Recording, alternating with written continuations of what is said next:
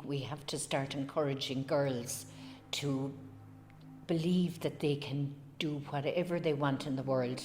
You can say to girls, you could go into politics someday and change the world. One girl can change the world. If this is the person that's championing and going forward in their community already, that somebody needs to say, have you ever considered? They may never have thought of it. It could be as simple as that. That we need half of the voices that are in the room to be female. And within that spectrum, we need people from migrant backgrounds, people with a disability, people with a different sexual orientation. What I really noticed then in my niece and goddaughter, who's just turned 10, she takes it as a given that I am a woman and in politics. I think the gender quotas is a help. It's not ideal in an ideal world, because I think we're all equal, we're just different perspective.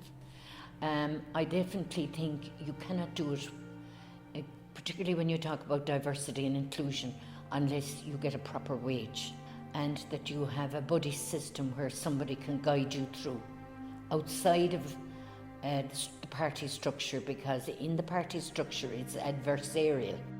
We run from a council perspective, from a national parliament perspective, we run things to a very structured way that probably hasn't changed for decades. These are practical things. So if somebody needs to have childcare or has a family commitment or has another commitment, whatever the commitment is, 5 hours of a meeting at a point in the day that's on top of a whole day you've had already is just too much. And I suppose the other interesting thing is women are more heavily criticised for doing the same mistakes. And they've done research on this, and both men and women will be more critical of females making mistakes than males. Yeah, so the system is actually appalling. There is no maternity leave for councillors. The system, the way it works is if I don't turn up to a meeting, I'm marked as absent. We know now full well what the problems are.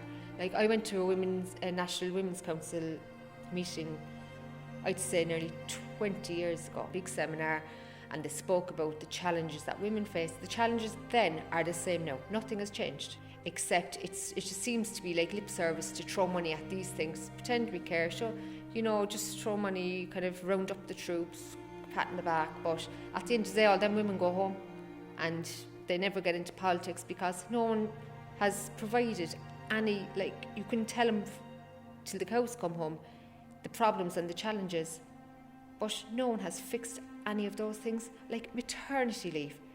Not being entitled to maternity leave in 2021. Disgraceful.